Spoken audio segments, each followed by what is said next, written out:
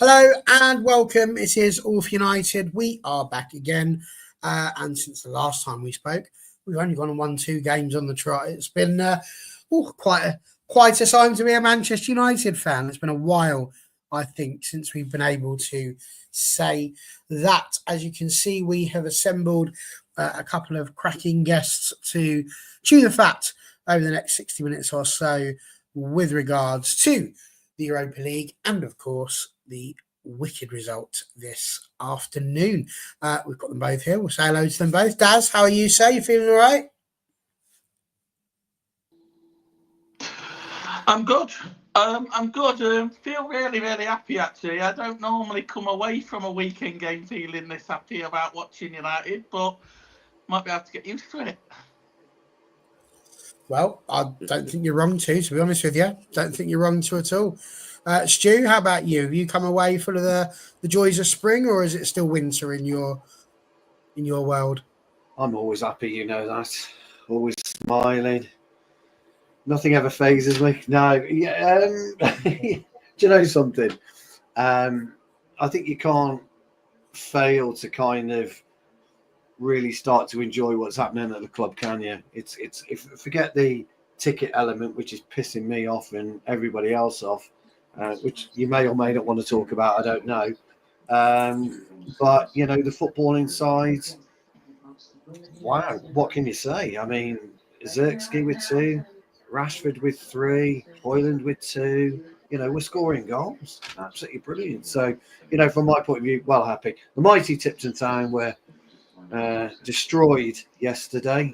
So that was a bit of a downer, but apart from that, all's good. Yeah, the mighty Stevenage have gone out, both for the men and the women as well. I was talking to you about it just momentarily ago, wasn't I there, Stu? I had my very own Europa League final to deal with today, so that was hard work. But we are here to talk about Manchester United, and that is what we shall do. And Daz, we're going to kick off with you, really. And I think, again, we're covering sort of 2 days' worth of results.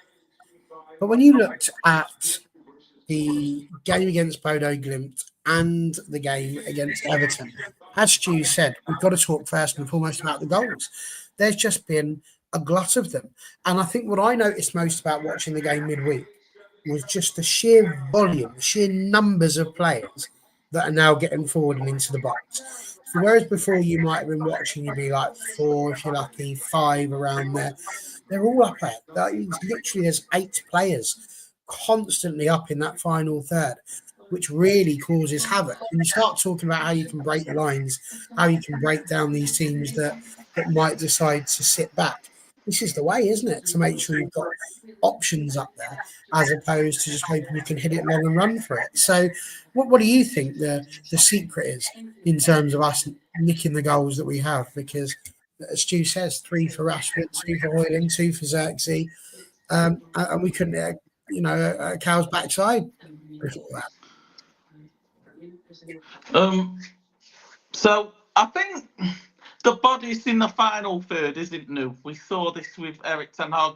I think what we're seeing more now is the organisation of it, and it actually has a purpose. I think there's a lot of work to be done. I think today we saw how good and how fluent it can be when they pass among each other without any selfishness. Obviously, in the midweek game, we saw that Garnacho, didn't make any crosses, no assists, and it was a completely different sort of side of football. So I think the big thing for me is just seeing the purpose, the organisation. It seems like it wants to do something, and everything's on the back of that press. I think we got 3 goals today on the back of a really good press, but it's not like let's press the first man. I think it was it to the 3rd goal where it was 2 presses, one after the other, that broke down, and obviously we ended up with a goal. So for me, it's just the organisation of it all that I'm really, really impressed with, especially given the amount of time that he's had with these players. That's fair. Stu, would you go along with that as well? I mean, when you look at the type of goals that we scored, there's a fair bit of sort of drag back. It's almost like we're doing to others what they were doing to us, where we had the constant cutbacks and they kept coming in. We are getting the ball wide. We are getting the ball into the box. We are crossing. We are looking for the little cutbacks. We are looking for the passes. And I would argue that, yes, although we did have numbers up there with Ten Hag, not to this level, because they're not just up there, they're up there with purpose, and they're actually actively looking for a way through the defence and into the goal. What have you noticed? What's the difference from your BDIs? Yeah, to be fair, look, I think Daz is on point really about where he talks about the press. I talk about zonal press more than direct press.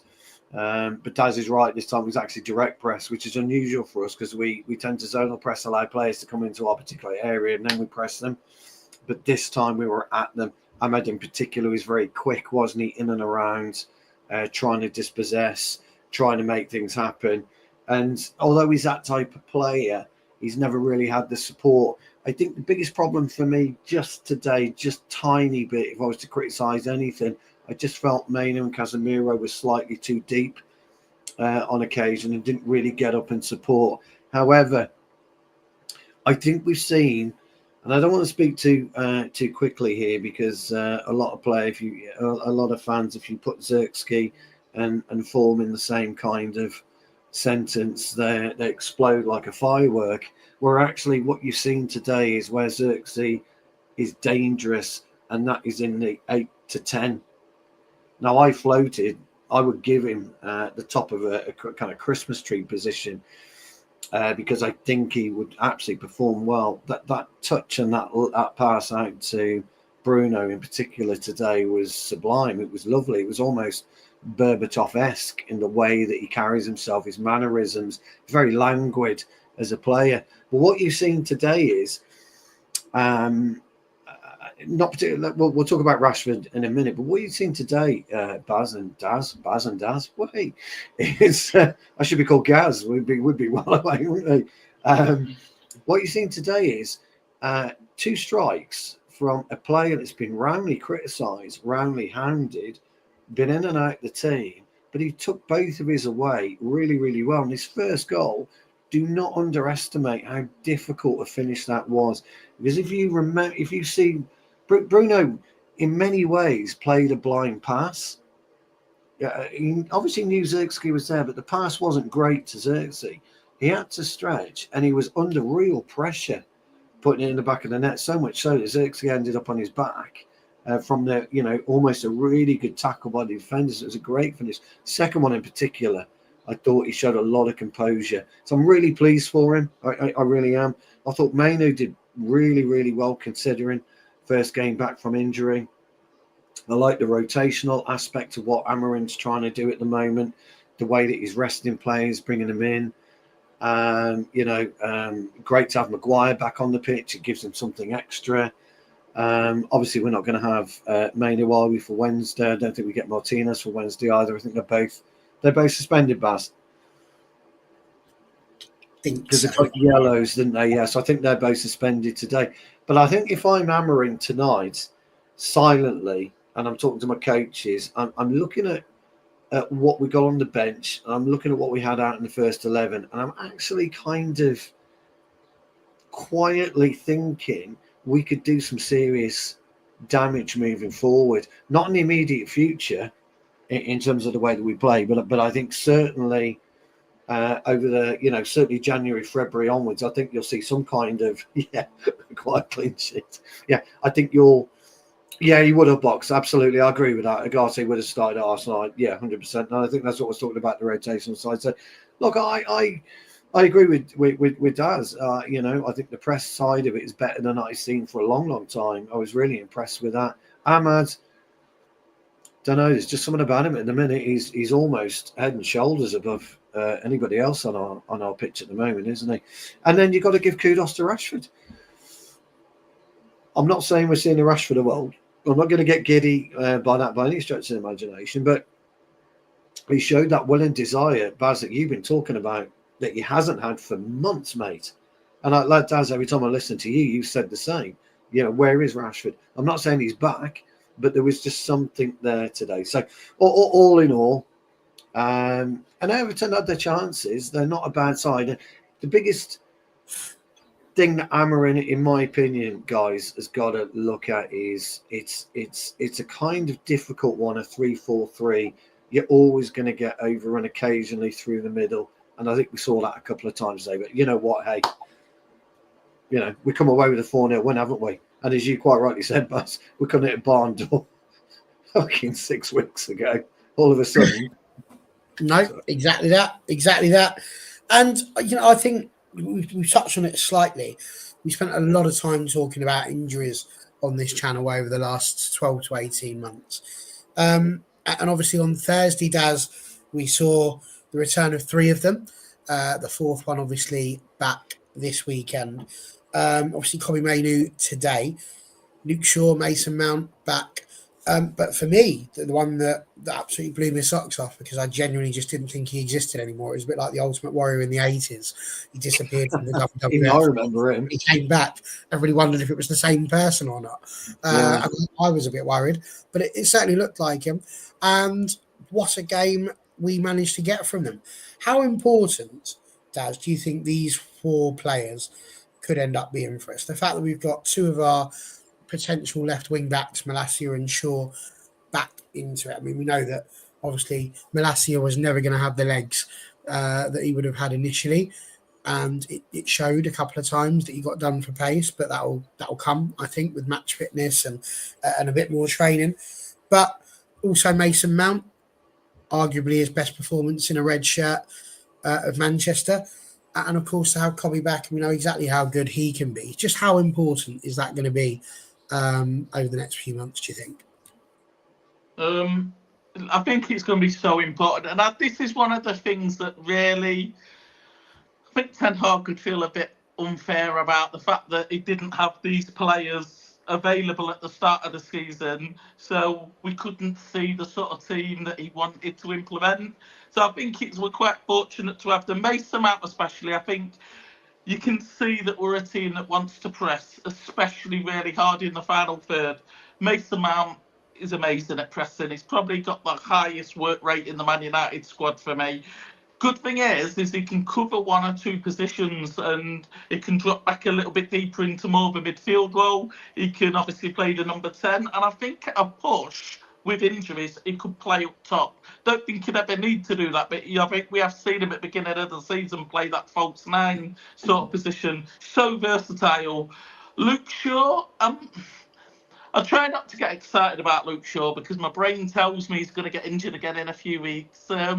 But I think the versatility of him is going to be so important, because if he's out on that left, it means that we don't need to be playing Delo or Mazraoui over there, which means we can play them arguably right centre back and right wing back. He's got options to do that. He's got options to rest one of them. I think at the minute we felt quite awkward in the way that it's been Mazraoui and Delo, and none of them have been able to catch a break. I think this new system is so versatile in the way that right-hand side could be occupied by Mazraoui, it could be occupied by Delo, it could be occupied by one of our right wingers, whether that would be Anthony or Ahmed.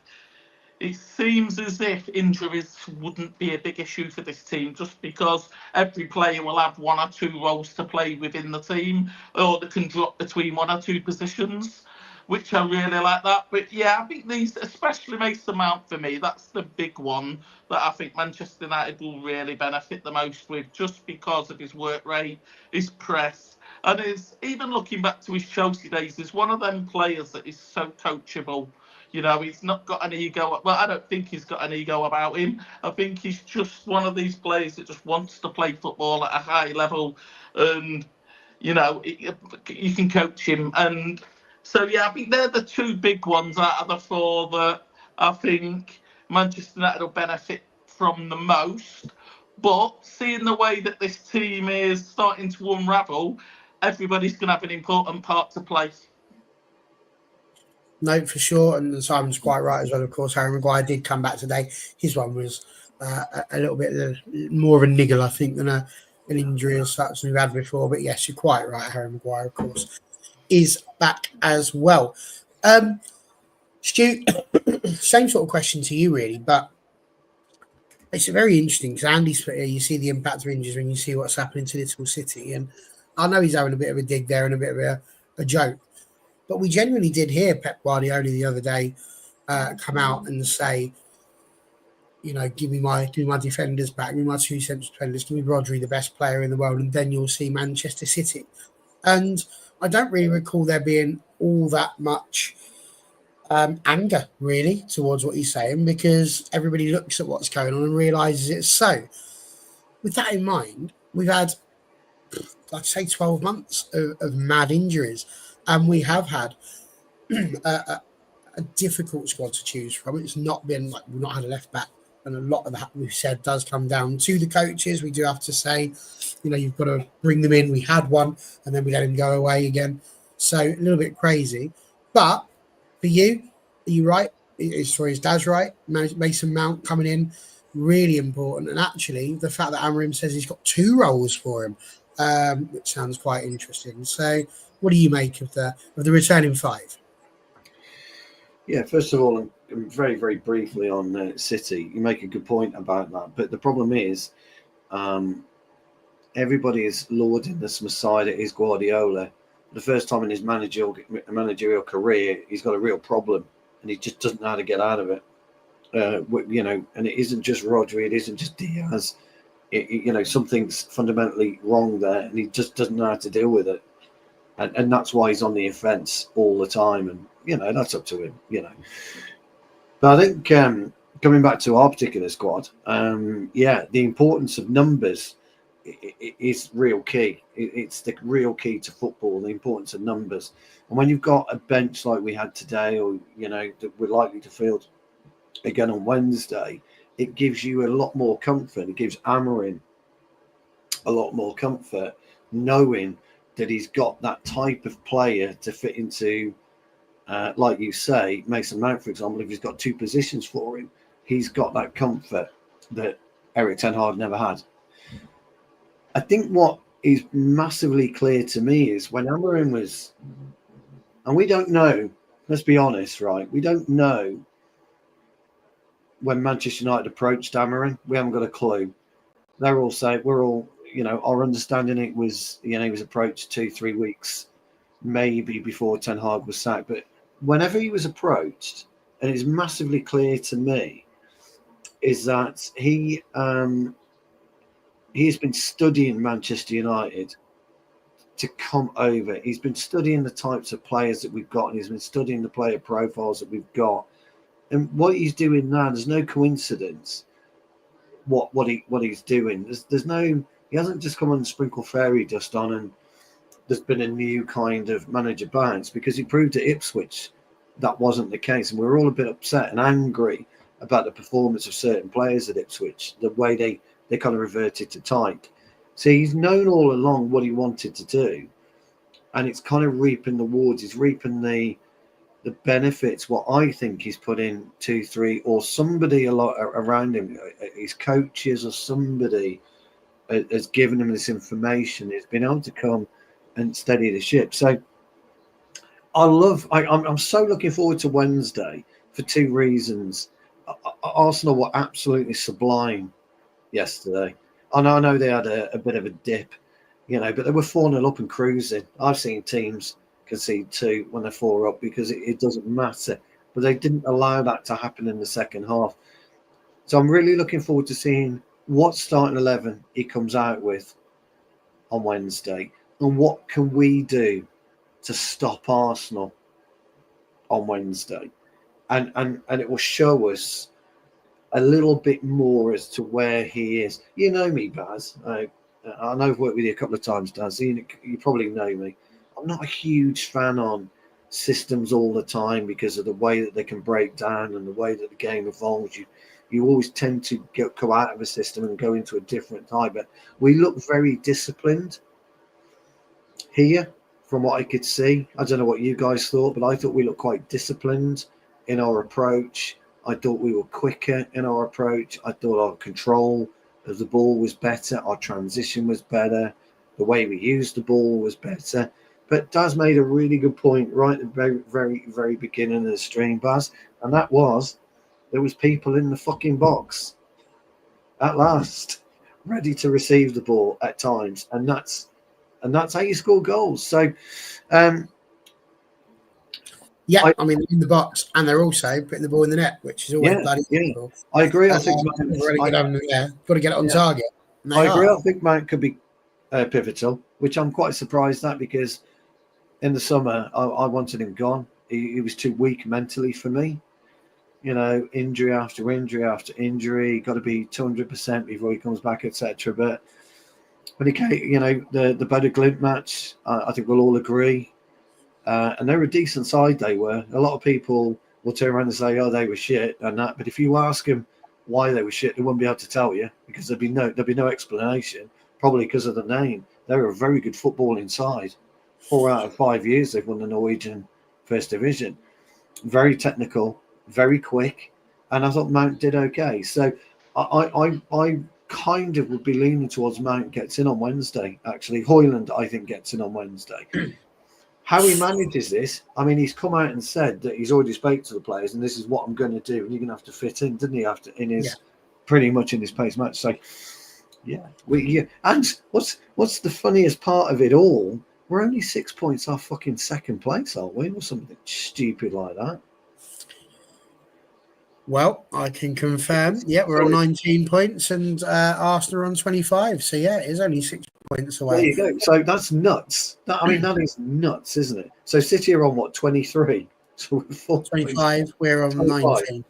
So you know, City are on 23. Sorry, yeah. Yeah, 23. So you know, we're a win and a draw behind City. It's crazy, absolutely crazy. So Wednesday, the things we need to get to top 4, and that is, I mean, just getting back in the European places, I think, is the first bit, seeing as how we were languishing. I'd agree. I think that's his next thing, isn't it? So I think he'll be relishing Wednesday. I think the players will be really looking forward to Wednesday, but it'll be really interesting how we do Wednesday.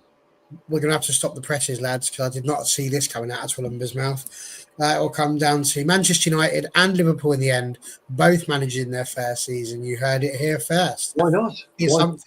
I've never seen that level of positivity from Tulumba, so I'm going to take it and clip it and hope that he's right, because that would be great. Simon saying City's chances are all but gone now. I would tend to agree, and yes, we did put out a strong side. I do have to pull you up on this though, Tulumba. I don't know where you've got this from. Have I defended Maguire a lot? Yeah, I think you're talking about Dan here. He's on about Dan, isn't he? Yeah.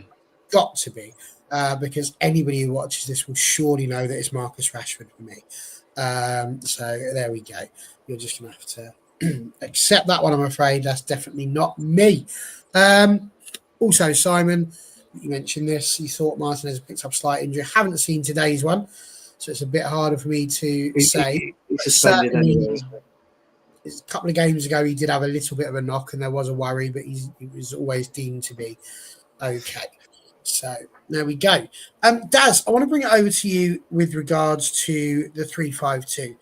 And we've been talking a bit about systems, and as Stu says, he doesn't really like talking about those.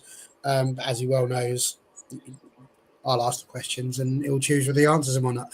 But for this one, I'm just intrigued, because the thing we've seen in the last, well, in fact, every game that we've had under Amorim so far is not just the 3-5-2, but at the start of a half, an early goal. Every game has had one, and this one had it as well, even today against Everton with a goal in the 46th minute. Do you think that's part of it? Start hard, hit them first before they're really set and they're not quite ready to go. Try and get a nice early one, because like once is good, twice might be a coincidence, but 4 times that shows we're trying to go strong quickly. Do you think? Yeah, I think pinching a goal really early at the start of a half, it changes the mentality for both teams in the game. You know, it's almost. I mean, when we saw it today, it was almost as if Everton sort of went, you know what I mean? And it's frustrating when that happens. I mean, Man United's been caught really earlier in the season, and it just feels very deflating as a football fan. So God knows how it must feel for the opposition. I think the idea would be with Amorim is to just constantly be that high intense constantly. I don't think it's a deliberate thing to say for the next 5 minutes, go absolutely bananas. But I do think obviously legs are a bit fresher at the start of the half. You've got a little bit more will to want to do it. But yeah, it just shows, I think, more importantly, that you need to be pressing just as hard in the first minute as you do the 90th minute constantly. And I think we've found ourselves being quite fortunate. And not only that, people are making the right runs, and I think that's really refreshing. Really early on, Man United have been notoriously poor at starting games, especially under Eric Ten Hag. It seems to be we get half an hour into a game and then we then start to play a bit of football. By that point, we've been 1-0 down, which means you're just chasing your tail. Whereas at the minute, nothing boosts confidence in a team like a goal. Nothing beats confidence, in a team. And I think Amarim knows that. And I think he's like, get the goal, get it early. You're then in control of this half. Completely agree. Now, Stu, I was going to ask you questions about 3-5-2 and systems. No, you can. But I've got a different one for you. Because you've sort of alluded to it a little bit already, but I wanted to talk to you about Marcus Rashford. And, that was his 138th goal for Manchester United in all games. And he's in the top 15 all-time goal scorers. And I do feel, and I know I've already outed myself as being a pro Rashford guy, so clearly anything I say now is going to feel like it's biased. But we do try our hardest to try and show both sides of the argument on here when we talk about it. And I just wonder, when you look at other people that are on similar sort of numbers, I mean, like I say, 138 for him, Ruud van Nistelrooy 150, Tommy Taylor 131. And I bring those two up purely because Marcus Rashford has scored his 138 in 423 matches.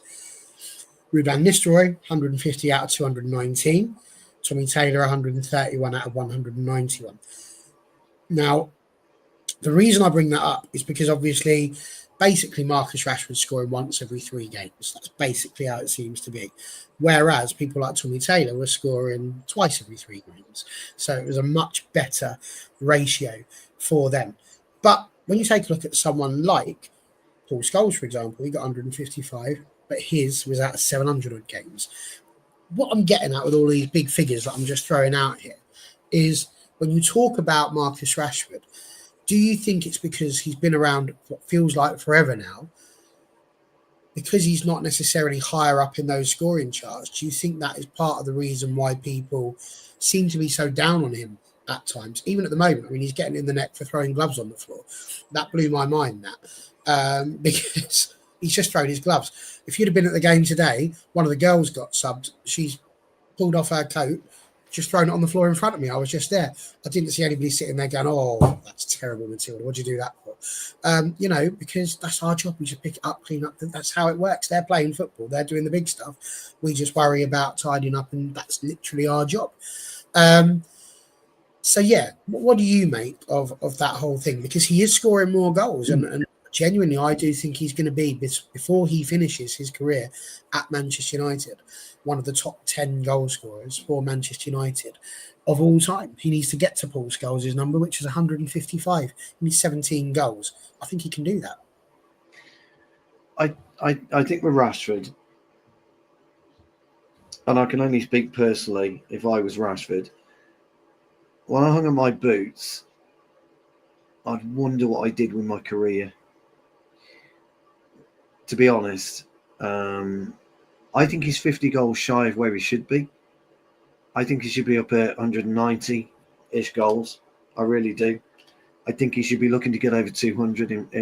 When you look at the talent that he's got, and he really does have talent, but he's been lazy, hasn't he, on occasions? There's no two ways about it. And I just think that a real good Simon's right, actually, he's been hot for a few matches, then he'll blow hot and cold and not score for ages, and that's the issue. Consistency really needs to be the key. I know you're not talking about that. I know what Box is saying, but I know you're not talking about that. So I think he's 50 goals shy of where he should be. I think he should finish his career at Manchester United way over 200 goals. I'm not saying he'll get anywhere near Rooney. before anybody jumps on me. That's not what I'm saying. But this guy, this kid, when he was really breaking through, he really had that ability to really push on. Now, Rude, if you remember, was the quickest virtually to 100 goals, wasn't it? It was 100 goals in 126 matches, something like that. You know, I'm not saying Rashford should be achieving that. What I'm saying is he's got the ability and he's had the ability to really be a lot higher than where he is. So he's got a couple of trophies, but, Phil Foden's 23, 24. He's got 5 Premier Leagues or 6 Premier League medals. Phil Foden. He's a regular for England, in the squad. Rashford hasn't, is it 2 years since he was last in an England squad? Somebody might be able to correct me in the chat because I'm not quite sure. But, Mason Mount is another one. These 2 players in particular should be doing absolutely everything to get back into that England squad. And if you've got somebody with that hunger and that desire, he will get in the top 10 of all-time scorers. I just think he's 50 goals shy, Baz. I'm not being critical of him. I just, if you ask him, I think he would say something similar. I think he would say, I've not achieved what I really should have achieved. But I suppose what I'd fight back on that one with is he's playing on the left. Now, nobody would have expected Ryan Giggs necessarily to have weighed in with that number of goals. No, that's very common. So if that's what he's done, coming in from the left-hand side for the most part, I mean, to be fair, Giggs did very well. He ended up with his career with 168 goals, from 963 appearances. Yeah. So when you look at what Giggs is doing, he's a 0.174. Now, to be fair, he's a left winger. He wasn't playing as high as they do now. If you were going back to Championship Manager, he's right there in the midfield for. He's not up there with the front lot. So I've just said that, Bucks. Don't worry. Fear ye not, sir. I'm not completely biased. Is he still for the podcast? Fourth Row podcast or whatever it is, he's backed you up. He agrees with you. I think to a thingy on the Marcus Rashford as well, though, Barry, it's important to remember that the players that he's played around in comparison to the players that Ruud van Nistelrooy played against. Ruud van Nistelrooy played with some of the greatest footballers in the Premier League. Marcus Rashford hasn't played with any players of that calibre. And on the left-hand side, so you could argue that his goal tally is far better than Ruud van Nistelrooy's because he played in a lesser team with the instabilities of different managers. But I think one of the other reasons why a lot of people get at Marcus Rashford is because of the ceiling that Manchester United have set for a forward. When you think of Man United forwards over the years, you're thinking of Ruud van Nistelrooy, Robin van Persie, Wayne Rooney, Tevez, even Ronaldo. Marcus Rashford is a very, very good forward. He's just not at the elite level with some of those that Manchester United have had. Even going back to 99, you go back as far as that, Dwight York, Andy Cole, Terry Sheringham. The level was so high, and it was always inevitable that the level would drop a little bit because these sorts of players, although Alex Ferguson seemed to produce them every few years, they are hard to come by and they're hard to replicate. But I've always argued, had Rashford been an Alex Ferguson player and it'd have come through the academy, as Alex Ferguson, the manager, would see a completely different player. He's been allowed to be, I call it misbehaving. He's been allowed to have a bit of an ego, a bit of a cocky player. He's, argue with the media. Alex Ferguson wouldn't have put up with any of that. I think it's just been allowed, as from a youth player all the way now, the instability, players sort of running the dressing room, the toxicness, as people call it. He's been around that from a young player up until now. That is his surroundings. I think it's, for me, Amarim doesn't need to bring out a great player in him. As a phenomenal player. He can score 30 goals a year. He could be that man that Manchester United really need.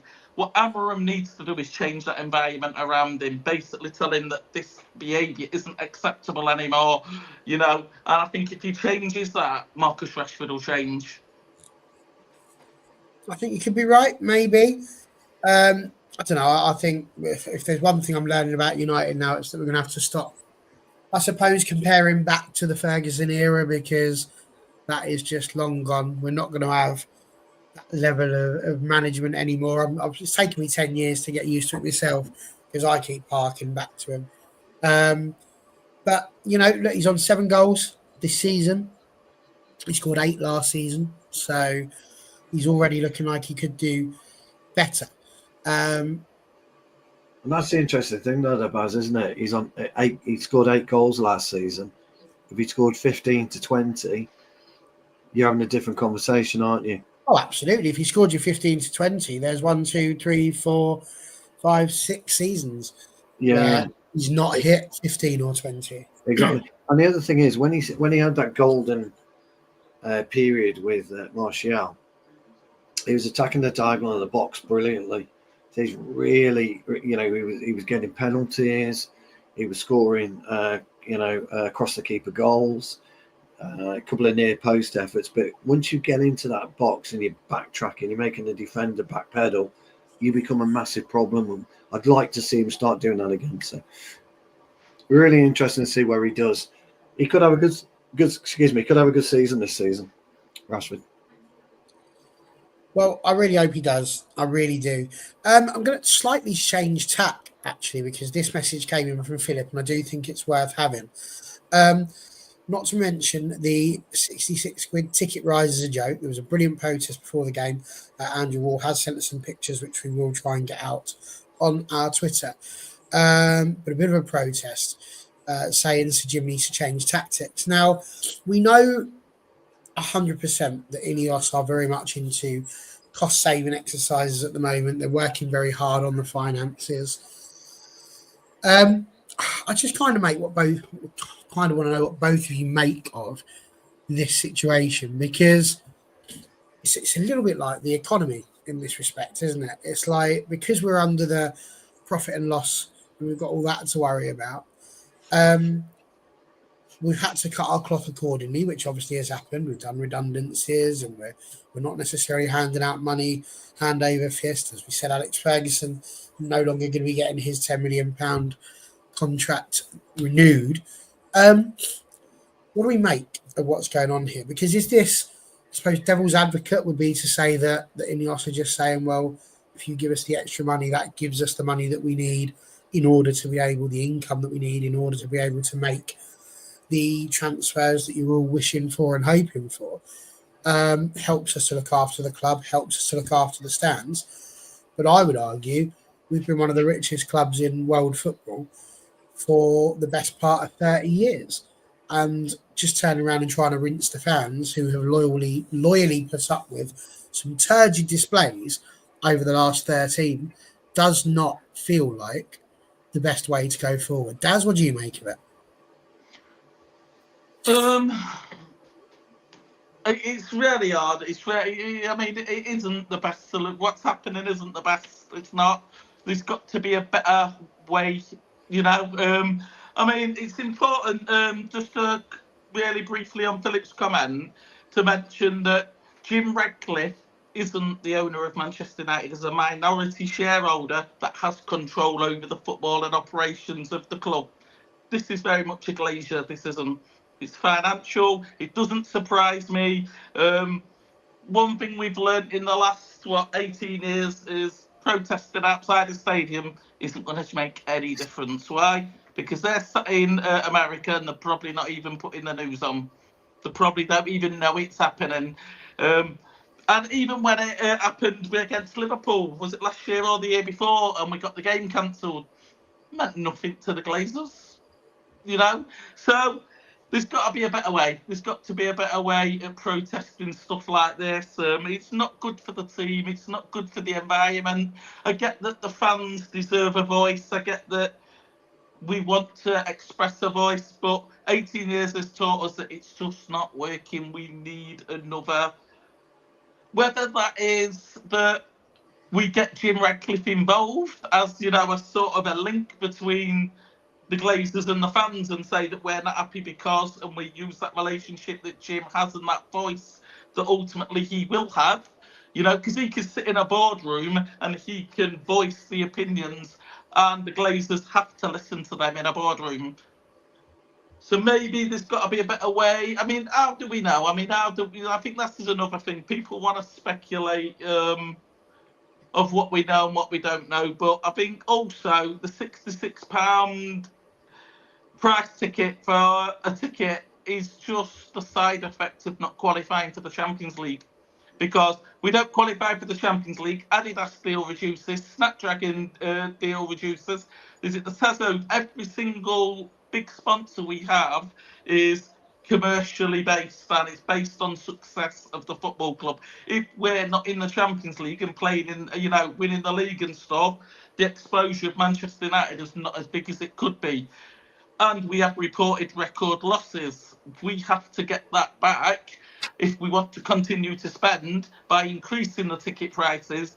I'm not saying it's right, but from a business perspective, I do understand it, because I think at the end of the day, the tickets are going to get sold regardless to whether Jim, who's been going for 50 years down the road, buys it, or whether Young Ming from China buys that ticket. The ticket's going to get sold either way.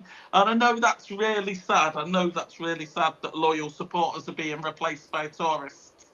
But, unfortunately, we're not going to tick every box, especially with not being successful, especially with not, winning the Champions League or even being in it, so we have to, from a business point of view, I just wish that there was better ways of cutting them costs, but It's interesting. You brought up two very interesting points there. The first of which being the ownership. To be honest, I think we've got to stop talking about Glazers and Ineos or Ineos and just understand it's still Man United. Whether it's Ineos, whether it's Glazers, they're all going to have spoken to each other. There's no way that the Glazers have said, "Shall we put the price up to this amount?" and Ineos haven't been involved in that conversation. There would have been something in there, and this would have been a whole board decision based on, this is where we are, as you've just said, this is where the costs are, this gives us this amount. And yes, of course, they're going to be looking for the best way in which they can get their Christmas bonus, because that's literally why they bought the club in the first bloody place.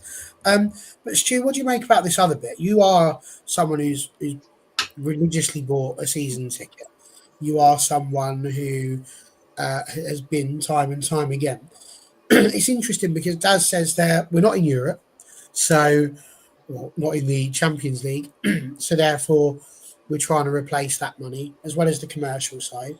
Dan has said it's nothing to do with that. We're just making the fans pay for sacking the manager, 22 million all round. Either way, whether that is or isn't the case, I mean, Stevenage aren't in Europe. It doesn't cost £66 a ticket to get into there. Does it basically come down to what Daz said just a moment ago, which is whatever happens, we're still going to sell out. We're not Man City. So there's going to be 70,000 people in Old Trafford every time we open those doors, purely because we're Man United and we've got people that will pay that money. And as a result, is that not exactly why it is that the fans are protesting? Because that goodwill is only going to last so long. If we end up spending another decade in the wilderness, not getting too much, these people aren't going to want to come and pay £66 to come and watch Manchester United. And all of a sudden, their loyal fan base, the ones that were willing to pay and were going week in, week out, are maybe not necessarily so interested in lining the pockets of those people anymore.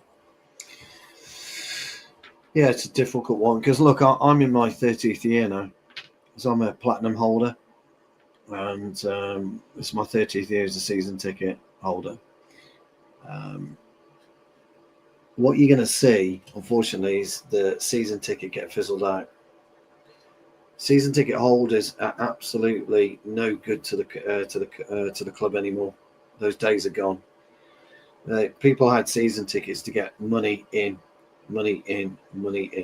Okay, that's what the season ticket was there for. A lot of people might remember the league match ticket book as well. So season ticket, league match ticket book. And you could scalp tickets, you could buy tickets readily throughout the 70s, 80s, 90s, 50s, 60s, whatever. But here's the thing, right? I had a text 2 weeks ago from the club saying, don't forget, it's not too late to sell your ticket for Everton. Okay, 2 weeks ago. So they knew what they were planning to do. So whatever your whatever your face value of your season ticket is for that particular game, the club's making either £30 or £40 extra if you sell that. So they want to pay you the money. They don't care. They will pay you, or they will give the season ticket holder that game's money back. They don't give a damn because they can sell it. Daz is right. But here's the interesting thing is they charge £66 because they can. £66. They can charge it. Aston Martin can charge 200 grand for a car because they can, because it's Aston Martin. And you can never underestimate brand value. Brand value is king more than anything else. And yeah, we are having to save money, etc., etc., etc. We all know that. But the brand that Manchester United has, as you and Daz have said, people will travel to come to Old Trafford. And it's going to be even worse when the new stadium goes live in 5 years' time, or however long it's going to take, because it's going to attract even more people. The history that surrounds Manchester United, the glamour, the glitz that surrounds Manchester United is the biggest pull in football. People say it's Real Madrid, people say it's Barcelona. It's not. It's the biggest pull in football. I didn't realise, and I didn't cotton on to it. That's the first time they've texted me, by the way, to ask me if I want to sell my ticket back. It's the first time they've done it, and I didn't even cross my mind to do it, and I didn't cross my mind that they would then go ahead and make this standard cost across the board. But the writing was on the wall way back at the beginning of the season with Aston Villa when they put out their Champions League tickets. Some of the tickets are around 80 or 90 quid to go and watch Champions League football. Now, as a season ticket holder, by the way, we have to also buy the Carabao Cup ticket, the FA Cup ticket, and any European tickets. You have to buy those on top. So they know, and you're bearing in mind whether people like Ineos or not, whether people like the Glazers or not. These are serious businessmen, like serious fucking businessmen, and Sir Jim knows, and Barada knows, and everyone else that knows that they can eke and eke and eke at the fan base.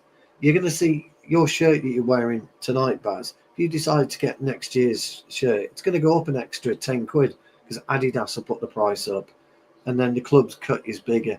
Everything that you see, as fans, I came to this conclusion years ago that they don't care about us, and they never did.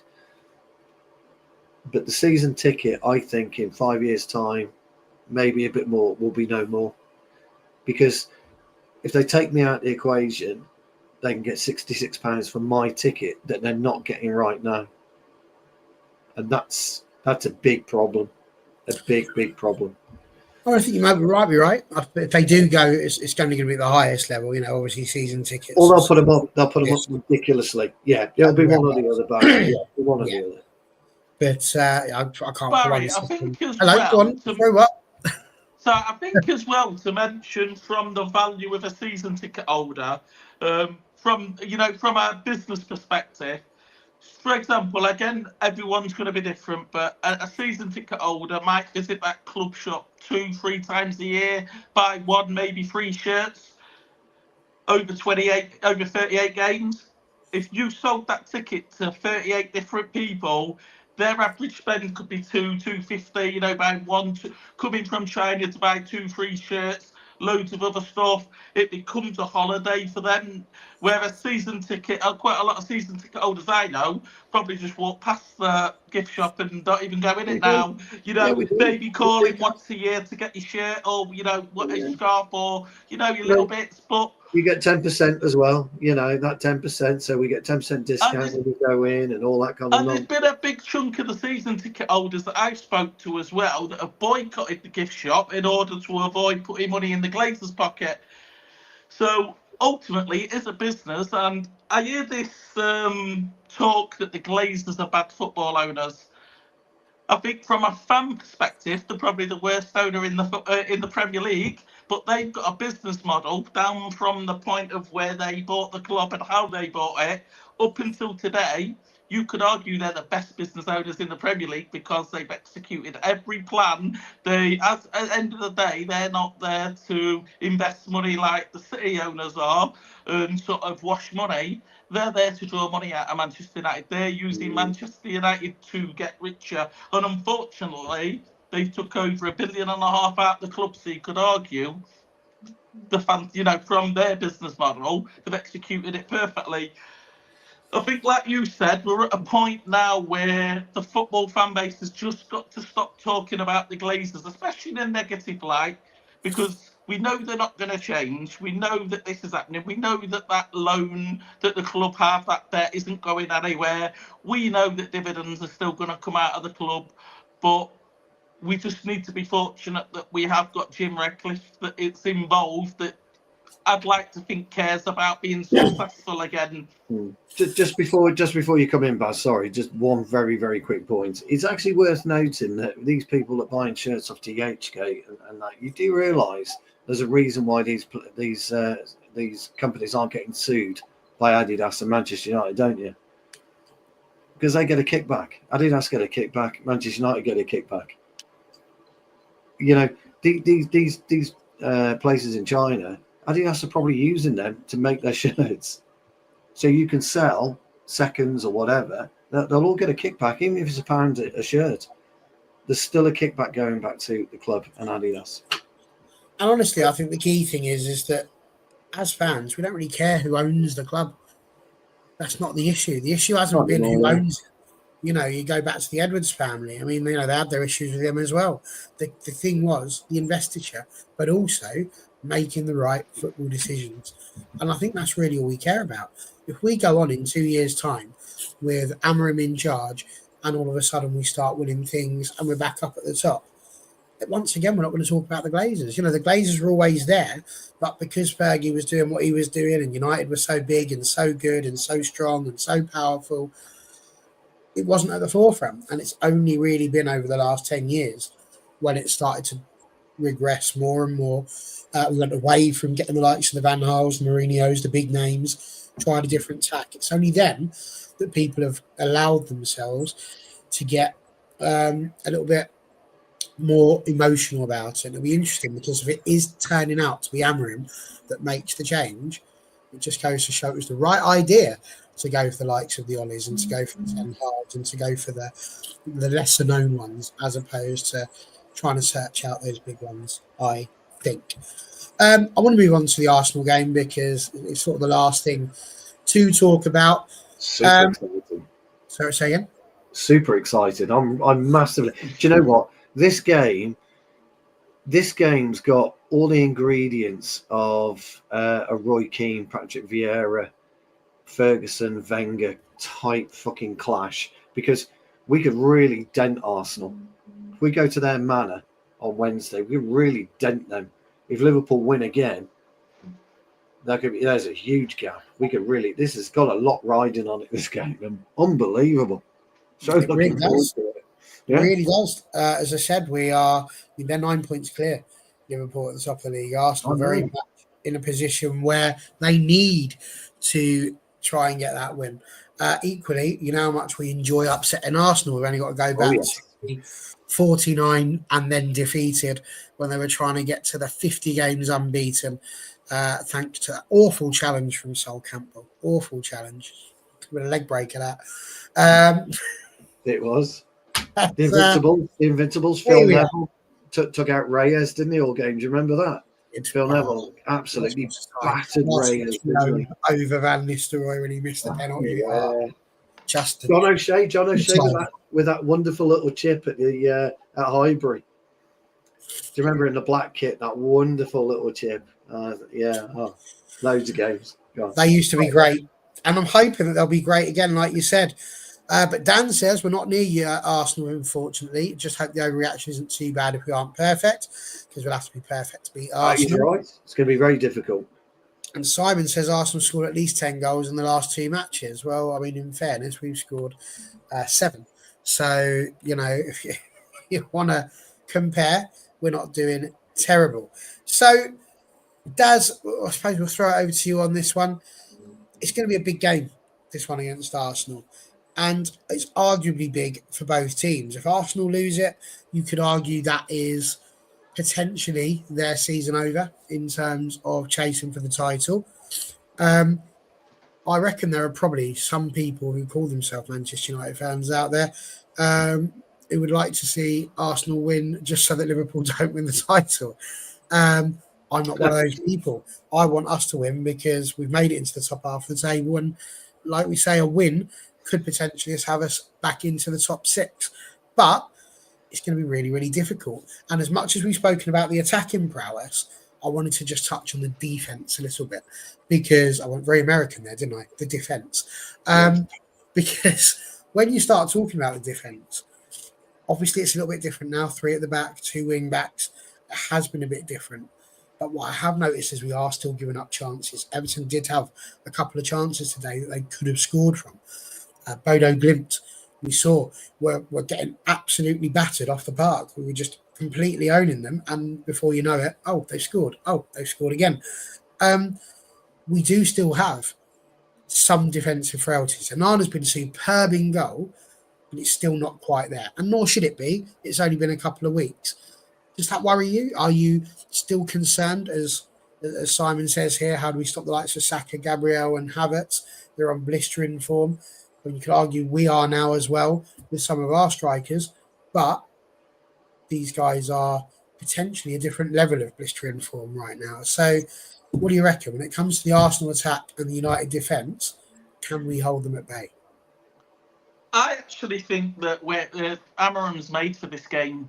I think it's not even going to be close. I think Man United are going to stun them big time. And the reason why, imagine how Sporting Lisbon played in the first 20 minutes against Man City. They played with the 5 well and truly in their, the Arsenal's final third.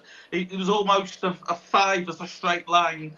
And then they caught Man City on the counter, which Man United do so well, even under Eric Ten Hag. We've got the pace, we've got the confidence. I think we're going to catch them on the counter, which is going to stun Arsenal. And I think throughout the course of the game, we'll see them wing-backs slowly move forward to the point where we're in control of that game.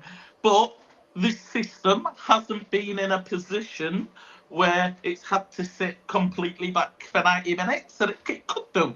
It could do, and I think the idea of having the 3-4-3 is to have them at that extra defender. I think he will probably go with Casemiro and Ugarte because they're a little bit more defensive. And if it, he does need to drop them and make it a 7 and just grind it out as a 0-0 draw, then that's what he's got to do. He's not delusional. He will know that Arsenal are ahead of Manchester United. He will know that they are the favourite team to win this. And it would be no shame, given the start to life he's had at Manchester United so far, to say to himself, a 0-0 draw is a good result. It would be no shame in saying that, because the team isn't even close to the way you would want it to be. That being said, I think I've said for 2 years now, Manchester United have beaten Man City, treble winners. Man United have beaten Arsenal. Man United have beaten Barcelona in the last few years. Liverpool last year. And I know before the end of the season we're going to beat some other big teams. I know we are. Whether that would be Arsenal at the midweek or whether that would be Man City later, I don't know. Man United are capable on their day of beating any football club in the world, and we have proven that over the last few years. What we can't do is perform like that consistently. So for me, it's not an ability issue. I think very much Man United have got the ability to go toe-to-toe with Arsenal, even with the few injuries got, even with the new system, even with the new manager, because I actually think that favours us more than Arsenal, because we don't know what starting lineup's going to be there. So Arteta certainly doesn't. He doesn't know whether we're going to go with Luke Shaw and Dalot as the wing-backs and play defensively, or he doesn't know whether we're going to go with Luke Shaw and Ahmed and go all out in attack and, risk losing 3-0 because we've gone for it. He can't prep for that game. And I think that suits us. But what we know as a football club is how Arsenal play. We know their strengths, we know their weaknesses. And I think the arrogance, it's always Arsenal as well. We've seen that over the last few years. The arrogance costs them. I think it cost them in that first season where they threw it away. And I think the arrogance cost them last year. But honestly, I think the arrogance from the fans, from the club, I think Arteta, because he's gone toe to toe with Pep for 2 years, I think in his head he thinks he's on that same level. He isn't. He isn't. But I think, and I think the arrogance, and we know how good this Manchester United team is, and it's it's the right time for us to play Arsenal. Confidence is high. We've started scoring goals. We're conceding less. No, I think you agree. So I was just trying to count because Simon at the moment has asked for Agati to start, Bruno and Casemiro with Ahmad and Mount starting, but also Mano and Garnacho need to start. And I think we're running out of spaces, mate. And this is, I think, part of the point that Daz is trying to make, which is that we do have, now that we've got those players back, more options. It was a lot easier to guess the 11. It's not so easy to guess that now. And that has got to be good. But Stu, from your point of view, Ruben Amorim himself has said after the game today, it wasn't pretty. Yep. Everton still had a lot of the ball. We started well. They got on top, had a few chances. We scored the goals at the right moments. But he said we're still a long way away. And the performance needs to be over the results for him. Which is interesting because that was something that Mark Skinner said on the women's side last season. And he's sort of gone back on that a little bit this season. But intriguingly, it was a nice thing to say because he's saying it now whilst we're winning. If he was to say that if we'd lost a game, it feels like an excuse. The fact he's saying it now, they're not, there's still lots of work to do. They're not quite there yet. Is that, do you think, we're used to, you and I, and I'm sure Daz is as well, the sort of the media mind games that the wonderful Sir Alex would have played, where he would sort of try and divert attention to certain places. Do you think there's a little bit of that there? A little bit of the managerial dark arts where he's just sort of trying to either A, underplay our ability so that Arteta's thinking he's not going to be going into this too confident, but also to us as fans to kind of say, do you know what? We might not win this one, but it's the performance we're looking for, not necessarily the result. It'll tell him a lot. It'll tell Amorim a hell of a lot about his players. It'll tell us a lot about where Amorim is in his journey. I find it, Baz, I tell you what, I find it hugely intriguing, this game, because I think Simon's right. I think Agati comes in. I think he man-marks Odegaard. This turn in form has been no coincidence that Odegaard's back from his injury. Saka's playing well. Havertz is playing well. Gabriel is playing well. Martinelli's dangerous on occasions. Trossard is dangerous. They've got a good side, and I think that he might just do this. Try and get Agati to try and stop and stifle Odegaard, because I think he's going to be the key to. Well, he is the key at the minute. Unlocks defenses for them. I think it's also. Yes, that's exactly right. Yeah, that's exactly what I'm thinking, Falthrow. Yeah. I'm also thinking, and it doesn't matter what I'm thinking here because he can't do it, but I think you could almost speculate that his favoured three will be Yoro centrally, De Ligt right, and Martinez left. I think Daz is right, sure, and probably Mazzari. I think Dalot's probably the one that will miss out when we're kind of fit. And then it's what he does after that, which is massively intriguing. So I think what you might do, and I think Simon may have touched on it, I think it'll be Shaw, De Ligt and Maguire Wednesday, with Mazzari right and maybe Malacia left. It's a difficult one to kind of decipher, but then you've got Agati in there. Now the good thing about Agati is he can, as Daz has kind of alluded to, and Baz, you've alluded to as well, he can actually go into a 4 at the back if need be. So that Daz, that's talking about your 7, kind of your overall 7 defending. So Agati can kind of go in, make a back 4 if necessary.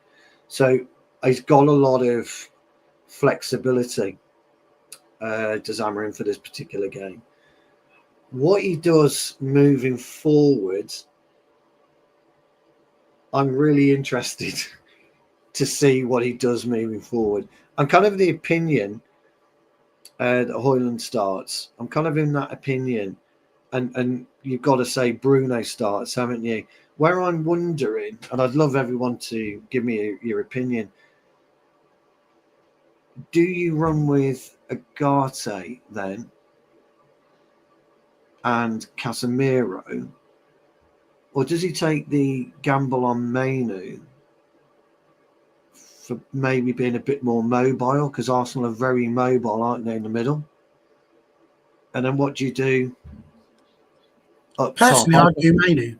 Yeah, I really, think I feel like Cass is good, but Yeah. he's got a mistake in him, and I just, I don't want to see him get thrown to the wolves again. I think whereas Mainu, he's got more on him. I don't know. What do you reckon, Daz? You go for Mainu or Cass? I'm actually going to go with the negative. I don't think Mainu's ready for a game this big at this point. I don't look. I think he's the future. I think he's banned. You're right. I He think is. because Sorry. he's mobile and he has energy.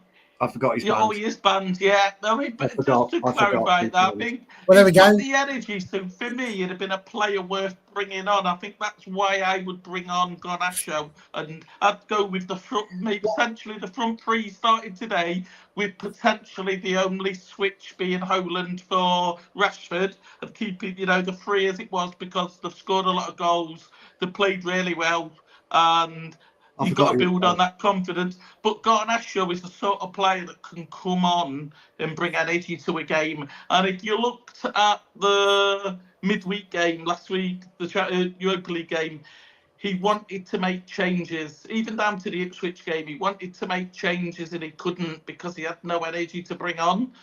So it's important to remember that you don't necessarily, against Arsenal, you don't necessarily start your strongest team, but you need to be able to bring players on that can change the game and add energy and add length.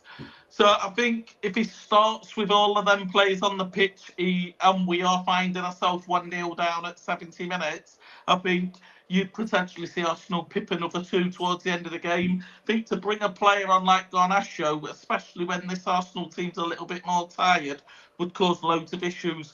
But for me, I wouldn't start him anyway, simply because when he doesn't play today, especially, that front line is passing the ball without being selfish so fluently that you don't know who's going to get the goal. But the one thing you know is if Garnacho is within 20 yards of that goal, he's not going to pass that ball. So we could play. I wonder, Baz, you said that. So I think Beanie's got a good point here. And that's what I was trying to get at with legs. They're very fluid on in the middle. You did mention that Amarin said he got 2 positions for Mount, didn't you? Yeah. I'm just throwing it out there. Could it be Agate Mount? I don't know. I'm throwing it out there. Just wonder, would that make him Mount Tomini? Mount Tomini. Would we be putting him in a place where he shouldn't necessarily be? Dan, come back. All is forgiven. We could even see, though, Bruno moving back into midfield because we saw that, didn't we, in Europa League, and he said he really liked him there because he was more mobile in that position. And then push Mount to where Bruno was. But then obviously Mount and Xerxes would play behind the striker. And, have Bruno in midfield with Casemiro, potentially. It'd be Agate. It'll be definitely Agate, does. 100% it'll be Agate, I think he'll start. What would your 11 be? What would your 11 be? I think I'd have Casemiro just because he's a goal threat from 20 yards out, and I think as bad as he's been in the last year, especially last season, the experience he has, I think, could potentially help us, especially with the boost of confidence that he's had in a game like Arsenal. He would be able to intelligently pick up a player like Odegaard, even though he hasn't got the legs to run with him. And I think he'd be quite intelligent. And you've got to remember that a lot of people don't remember this. When Odegaard was a Real Madrid academy player during pre-season friendlies, he roomed with Casemiro, who was considered his senior mentor. He did. So if anyone knows him better than anyone, it will be Casemiro. Interesting. So I just think sometimes experience beats quality. It'd be massively interesting. This is. You've got to admit, guys, for the first time in a long, long time, Wednesday will be hugely intriguing for all of us. We'll all be glued to the team. Yeah. Come 7 o'clock, won't we? Well, it's 8:15, isn't it? Is it 8:15? It's a 8:15 kickoff. Yes. I'll take it we're live, I presume. I haven't seen. Oh, and it's the other thing, by the way. If we were to pick up 3 points, hypothetically, on Wednesday, we've only gone and got Forest, haven't we, Saturday lunchtime? So we could really do some damage in the, in our next 2 games. I think if we beat Arsenal, given the fact that we'll own it, potentially how the other results go, potentially we're 1 point behind Arsenal, because I genuinely think Forest will get a result against Man City. Perfect time for them to play them. Chris Wood, third highest goal scorer. I think if we beat Arsenal and we can do it even 1-0, but convincingly, you can say we was the better team. It was 1-0. It was just a good game. I think as a fan base, we can then sit back and start thinking that top 4 is now possible. But if we go to midweek and Arsenal beat us 3-0, it would be sort of a rude awakening just of how much work we have still got to do. But so I think the result doesn't matter for us. I think if we lose, it was the expected result. The manager's still playing around with different players in different positions. It's not the result means nothing to us because we've been 13th all season, and but if we did win it, I think it shows how good this team actually is and how much work Ruben Amorim has actually done, and that's only going to improve because he's got a few mini breaks throughout between now and the end of the season that he can potentially, like a full week to train. Next international break again being massive for him, because I wouldn't have thought that Rashford, them sort of players will get called up again, which will allow him to keep them. I think we're done on international Daz now, dude. I think there one more in March? Yeah.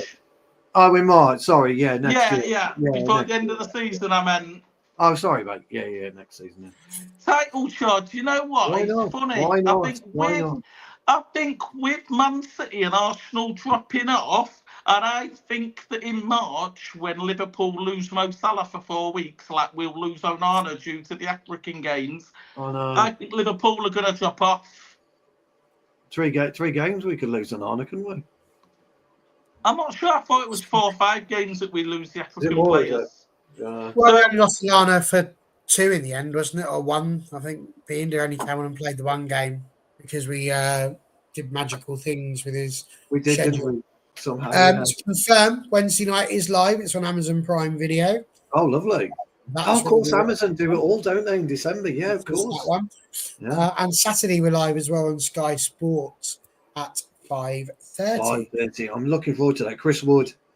He's got 9 Premier League goals, hasn't he, Chris Wood? Haaland on 11, and is it Salah on 11 now, or something like that? But it would be amazing. And again, you talk about a good festive season. We take it back to last year. Last year when we had Boxing Day, it was the Aston Villa match. Yeah. And I loved that match, and I really hoped that was going to be the moment. But yes, Beanie is right here. We played Ipswich, Bodo, and Everton. I'll go with Stu on this one. Bodo is a far better side than people are giving credit. People give credit for. Yeah. Very good side. You're right. It is just a name. People look at it because I was guilty of it a couple of seasons ago and going, who? Like, is that Bodo or Glimt? What's going on there? What's that? What's the slash? Yeah. But then actually, when you read it and look at how they've taken over from some of the big teams over there in Norway, they are, a very, very good side who deserve a bit of respect, I think. But yeah, absolutely. This is a very different challenge. I'm going to ask you now. You've had all your moments. You're sitting there looking ahead, going, wouldn't it be great if we could win this? We could be on a title charge. But I'm just going to pull you back down from your strings again. Just bring you back down to earth briefly and ask you a very simple question. What's the score going to be on Wednesday? I'm going to stick with what I said. I think we're going to beat them 3-1, and I think we're going to really struggle. I think we'll get a goal early and we'll just slowly creep through, but we are going to concede 1. But I think we'll win 3-1 for me. 3-1. Stu, have you got the that level of optimism?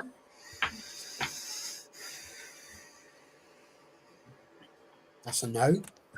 No, I'm really struggling with this. I'm probably with Vince, to be honest. I think 3-2, but I think we go behind. I think they score first. I think 3-2. I do think we're going to win. Actually, I do. I really do. I 3 weeks ago, 4 weeks ago, no chance, no chance. Yeah. I'm going to go with Vince. Vince, I'm going to back you on that, pal. I'm going to go 3-2, and I'm going to go with. It's a good. Yeah, I was close to 2-2. I'm going to go with 3-2. I'm going to go with Rashford to continue scoring. I'm going to go with Højlund if he plays, because we don't know, to score. And I'm going to go with Garnacho to get one off the bench. I think Daz is right. I think Garnacho doesn't start; he comes on the bench. That's what I'm going to say. But I think probably Havertz and probably Saka for them. One will be a pen, I would think, for them. Well, there we go then. There we go. That is where it is. I'm not sure. I'd love to see this. Can't see it happening at all. But I reckon there's going to be a goal early on again, whether it be first half or second half. I can see us just catching them cold because, like I say, that does seem to be the order of the day. Gents, it's been lovely to have this chance to sit with you all again and talk all things Manchester United. Like saying, a cheeky Mount Go followed by a Lingard style celebration, which would go down a treat. Well, Simon Warner thinking, "Oh no, what is all this, Simon? You were doing so well." Dan's not going to be happy. We're going to have to end the stream. I don't think I've ever seen Maguire score an own goal, has he? I'm just curious. I feel like he got one last season, didn't he, off his back or something? It was really unfortunate. It was really unfortunate.